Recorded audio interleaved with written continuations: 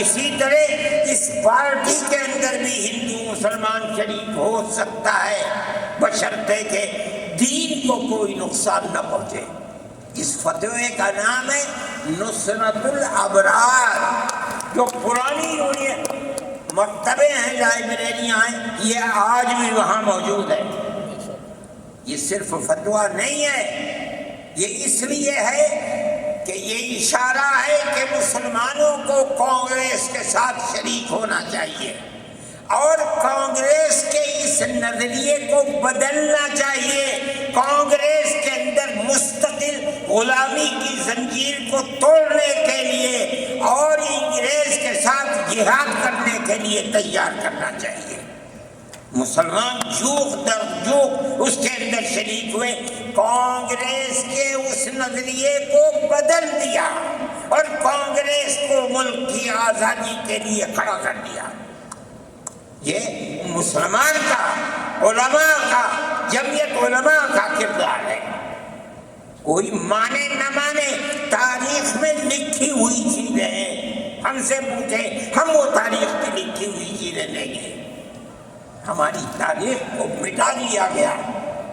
وہ طبقہ جو آج ملک کے اندر اسلام اور مسلمانوں کو دفن کرنا چاہتا ہے، وہ ہماری تاریخ کو دفن کرنے کے اندر کامیاب ہو گیا، مگر ہم کہتے ہیں یہ ہماری تاریخ ہے۔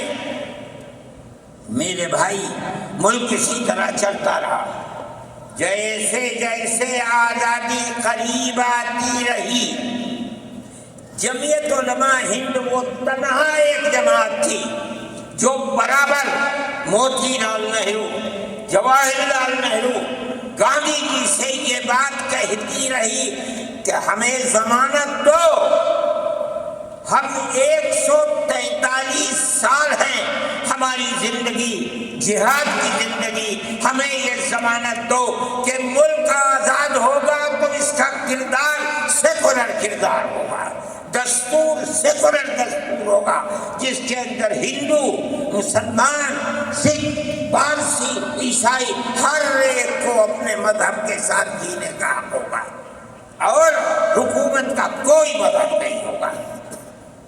ہمارے پاس تجویزیں موجود ہیں، برابر ہمیں مفتی کفایت اللہ صاحب جو جمعیت علماء کے اس وقت صدر تھے، نام لے کر ان کے پاس موتی لال نہرو، گاندھی جی، یہ لوگ اپنی ورکنگ کمیٹیوں کی تجاویز بھیجتے ہیں، مفتی صاحب کرم فرما، مفتی صاحب یہ ہے کہ ہمارا ملک جب آزاد ہوگا ہم گارنٹی دیتے ہیں کہ ملک سیکولر ملک ہوگا۔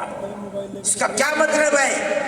ہمارا کردار، ہمارا مذہب، ہمارا وقت، ہر چیز آزاد رہے گا، مسلمان جس طرح چاہے گا اپنی زندگی گزارے گا، اپنے مذہب کو سینے سے لگا کر زندگی گزارے گا۔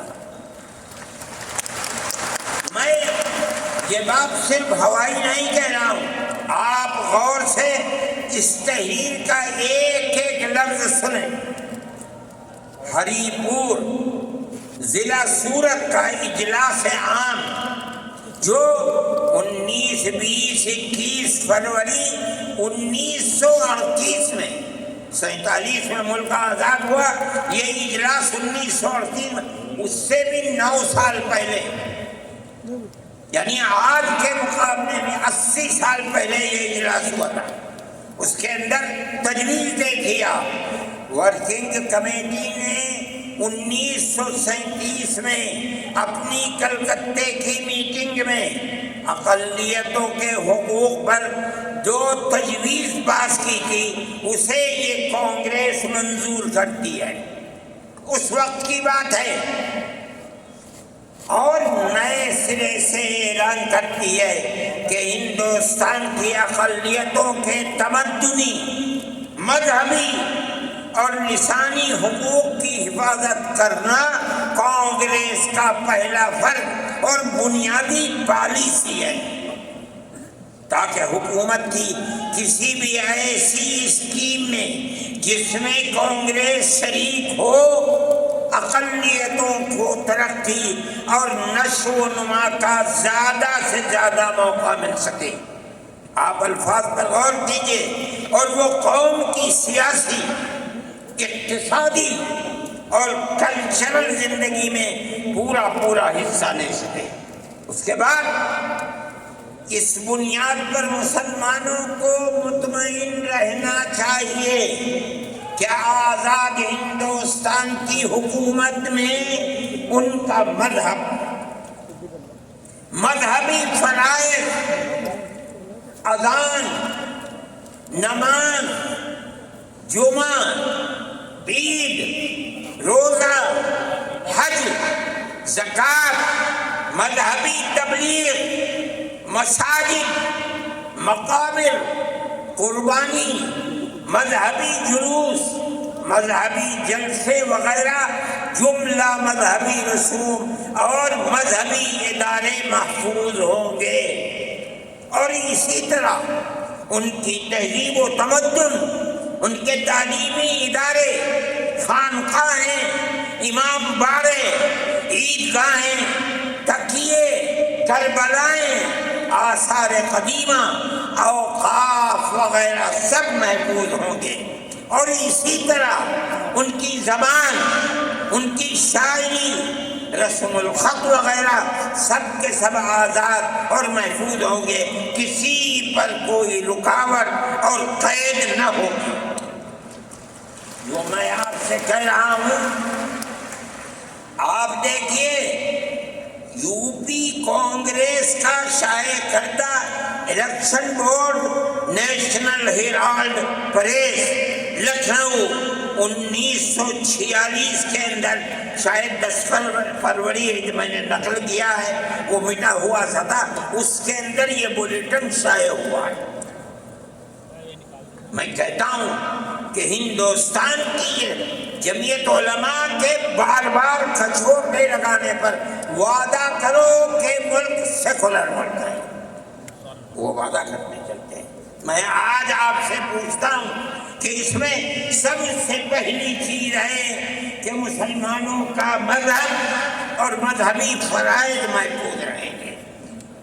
آج میں پوچھتا ہوں، ملک کی آزادی کو 70-80 سال ہو رہے ہیں، بتائیے کیا محفوظ ہے مسلمانوں کا؟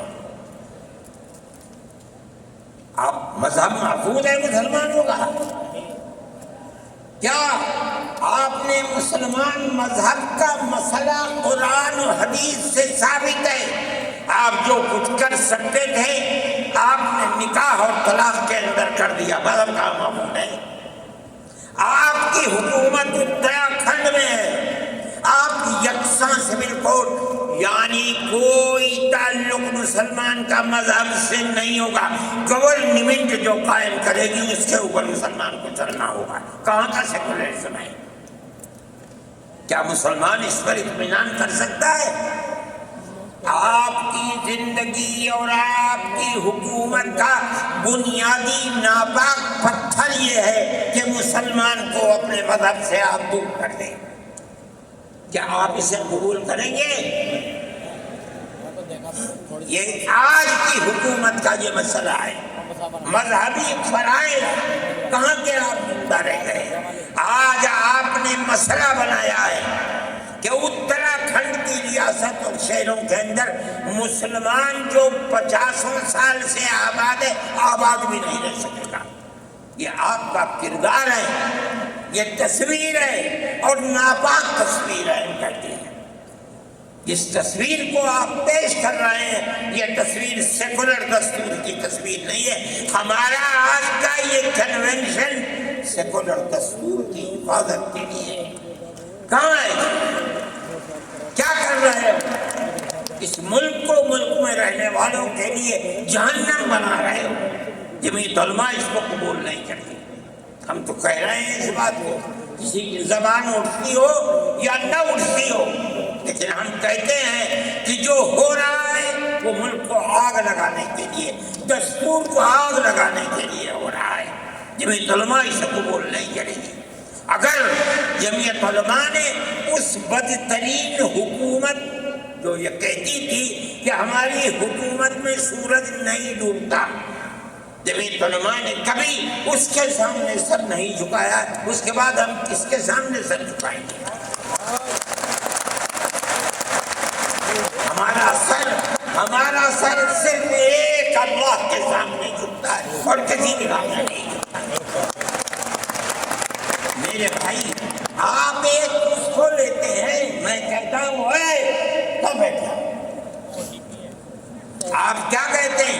اس کے اندر جہاں ہے وہاں اسی طریقے سے اوقاف وغیرہ سب محفوظ ہوں گے۔ اوقاف محفوظ ہیں، یہ آپ کے سامنے حضرت مولانا بیٹھے ہوئے تقریر کی ہے۔ اوقاف کو ہڑپنا چاہتے ہیں۔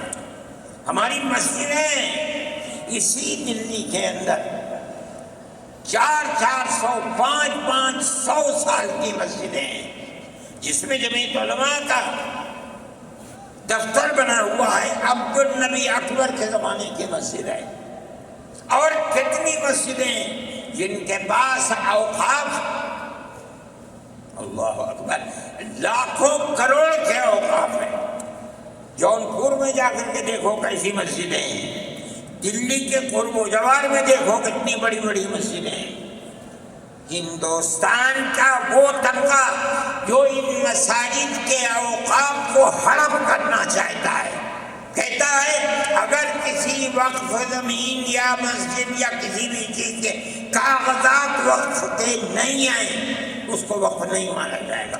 کون 500 سال پرانے کاغذات لا کر کے پیش کر دے گا؟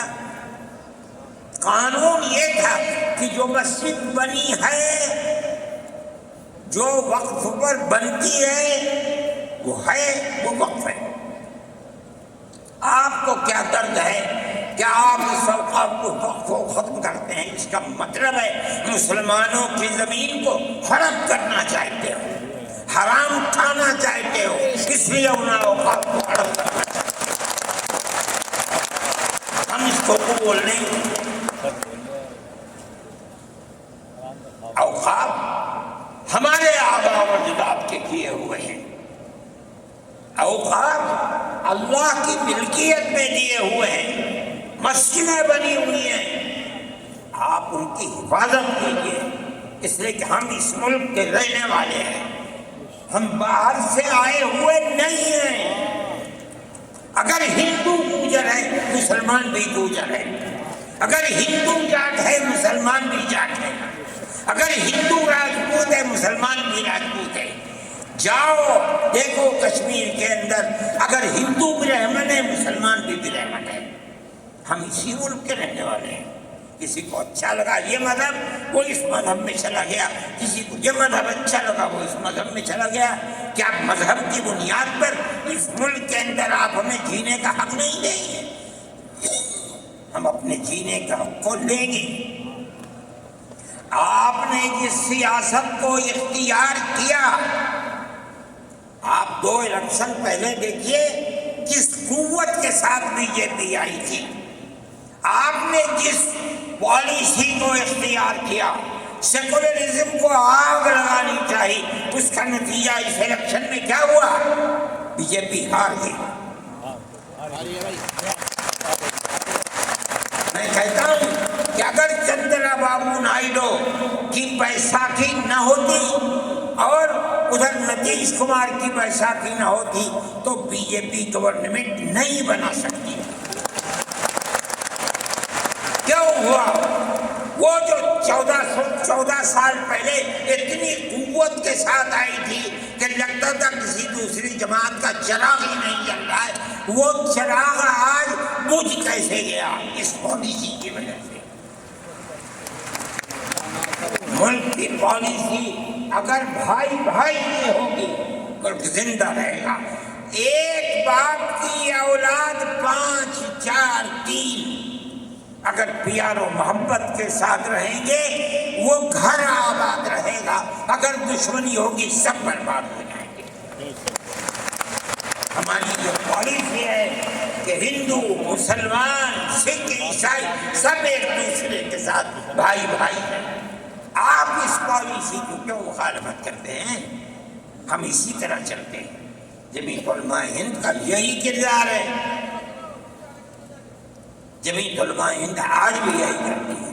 میں نے ابھی چند مہینے ہوئے میوات کے اندر لوگ لٹ گئے، پس گئے، ان کو جمع کیا. ہم نے ان سب کو 1-1 لاکھ یا 2-2 لاکھ روپے دیے جا کر کے. مسلمان بھی تھے، ہندو بھی تھے. ہم نے ان کو دیا، وہ خوش ہو گئے. ہم ہر سال تقریباً 1.5 کروڑ روپے دیتے ہیں بچوں کو جو پڑھنے والے ہوتے ہیں، جو غریب ہوتے ہیں، اونچی تعلیم کے لیے.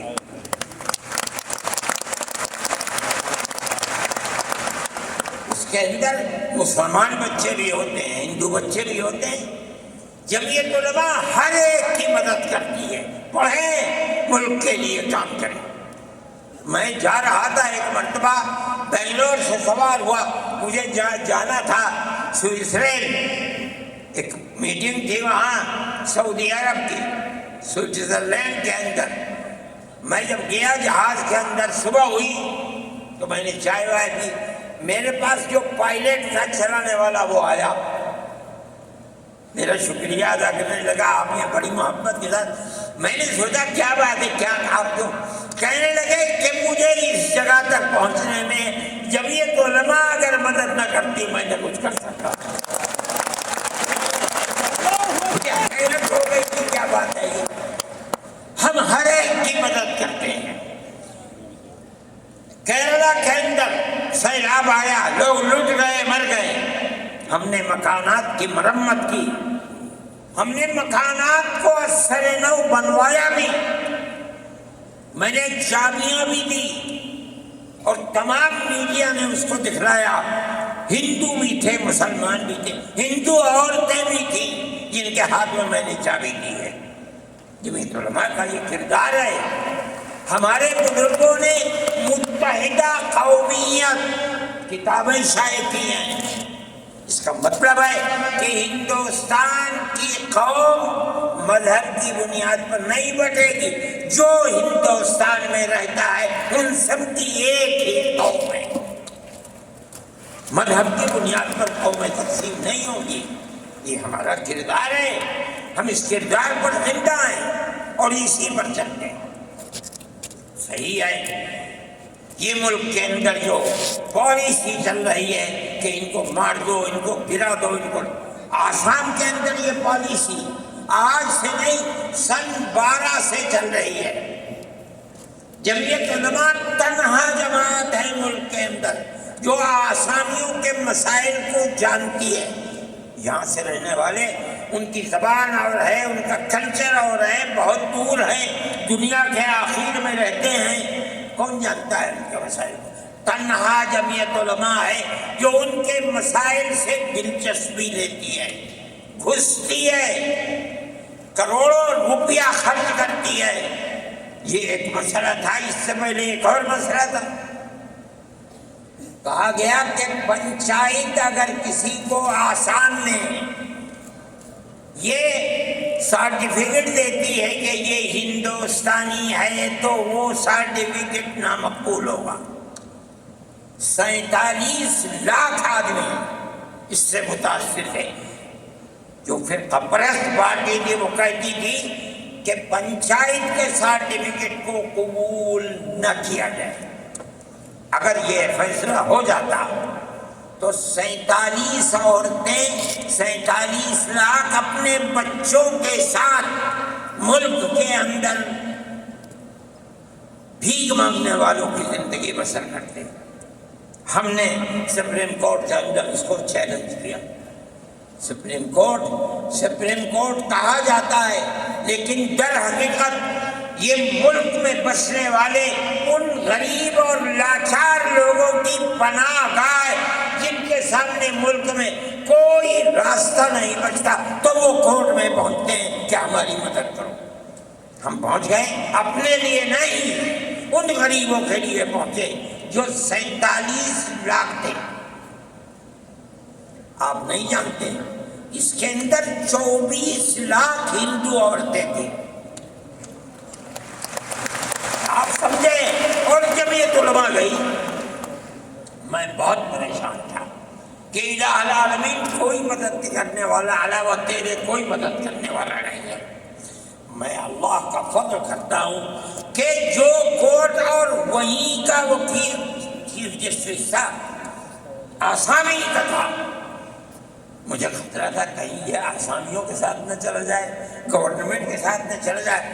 اللہ کی قدرت ہے کہ فیصلہ یہ آیا کہ وہ سرٹیفکیٹ جو پنچایت نے دیا قبول کیا جائے گا۔ میں نے کہا کہ مجھے اپنی زندگی میں کبھی اتنی خوشی نہیں ملی جتنا آج اس فیصلے سے مجھے ہوئی ہے۔ کیوں؟ صرف مسلمان کے لیے نہیں، یہ ہمارا کردار ہے جو ہمیں اپنے بزرگوں سے ملا ہے، جو جمعیت علماء کی اساس ہے، جو ان کا کردار تھا، ہم نے اس کی سراہنا کی۔ اس کے بعد دوسرا مسئلہ آ گیا۔ دیکھیے سمجھیے مسئلے کو، سارے ہندوستان کے اندر قانون یہ ہے کہ جو سب سے پہلی مردم شماری سن 47 میں ملک آزاد ہوا ہے، سن 51 کے اندر پہلی مردم شماری ہے، جس کا نام اس مردم شماری میں ہے وہ ہندوستان ہے، جس کا نام اس مردم شماری میں نہیں ہے، اگر دوسری مردم شماری میں وہ کہیں سے آ کر بسا اور اپنا نام لایا، وہ ہندوستانی نہیں۔ اچھا، پاکستان ایک مغربی پاکستان تھا، ایک مشرقی پاکستان تھا۔ اندرا جی نے اپنے زمانے کے اندر تمام جھگڑوں کو ختم کرنے کے لیے مغربی پاکستان کو الگ، مشرقی پاکستان کو الگ کیا۔ جنگ ہوئی، مشرقی پاکستان ٹوٹ گیا اور بنگلہ دیش بن گیا۔ اس وقت بہت بڑی بمباری ہوئی دونوں ملکوں کے اندر، ادھر کے لوگ ادھر، ادھر کے لوگ ادھر، سب لوگ بیٹھے، راجیو بیٹھے، بی جے پی بیٹھی، جو وہاں کی پارٹیاں تھیں صوبائی وہ بیٹھی، اور سب نے بیٹھ کر طے کیا کہ آسام کے اندر ہندوستانی ہونے کی دلیل سن 71 کی مردم شماری ہوگی، سارے ملک سے الگ۔ سارے ملک میں مردم شماری میں ہندوستانی ہونے کے لیے 51 کی ہے، مگر سب پارٹیوں کے دستخط ہیں اس کے اوپر۔ آسام کے اندر 51 نہیں 71 ہوگی۔ اب آپ دیکھیے، جو فرقہ پرست، اور میں کہتا ہوں بابا کے دور کہتا ہوں کہ آسام کے چیف منسٹر کا کردار بدبودار کردار ہے، خراب کردار ہے، مسلمان کو دفن کرنے کا کردار ہے۔ وہ یہ کہتا ہے کہ آسام کے سوا آسام کے اندر مردم شماری 71 نہیں، جیسے سارے ہندوستان میں 51 ہے، اسی طرح آسام کے اندر بھی 51 ہوگی۔ آپ سمجھتے ہیں اس کا اثر؟ آج اس کا اثر یہ ہوگا کہ اگر 71 ٹوٹ جائے اور 51 پر آ جائے تو آسام کے اندر 1.5 کروڑ بچے اور بڑے سب ہندوستان سے باہر ہو جائیں۔ کہاں جائیں گے؟ صرف مسلمان کی مخالفت، کھانا ہضم نہیں ہوتا ہے بغیر مسلمان کی بربادی کے۔ کوئی نہیں تھا، تنہا جمعیت علماء تھی۔ اس کے اندر بڑا کردار ہے مولانا مشتاق انصر کا، جو جمعیت علماء آسام کے صدر ہیں۔ وہ میرے ساتھ شانہ بشانہ کھڑے رہے اور 12 سال سے زیادہ مقدمہ لڑا، کروڑوں روپیہ اس کے اوپر خرچ کیا گیا۔ یہ خدا کی قدرت ہے۔ آج آیا تو یہ طے کر دیا گیا کہ 51 نہیں 71 51 نہیں آسام میں 71 ہی بنیاد بنے گا۔ تو کیا مطلب ہے کہ آپ نے آسام کی 80 لاکھ کی آبادی کو زندہ کر دیا جو موت کے کنارے پر پڑی ہوئی ہے۔ مجھے افسوس ہے کہ لوگوں کا یہ قول مجھ تک پہنچا ہے کہ انہیں آسام کے چیف منسٹر سے یہ بات کہی کہ اب کیا ہوا، کہنا ہماری صحت پر کوئی اثر نہیں پڑتا ہے۔ کیا مطلب ہے؟ ہم آسام میں مسلمانوں کو شرین کا سانس نہیں لینے دیں گے۔ دیکھیں کب تک چلتے ہیں۔ اگر جمعیت علماء زندہ ہے اور اللہ نے ہمیں زندہ رکھا، ہم دیکھیں گے کہ کیا کرتے ہیں۔ ہم زندہ ہیں، یہ جمعیت علماء کا کردار ہے، ہم اس کے پیچھے ہیں۔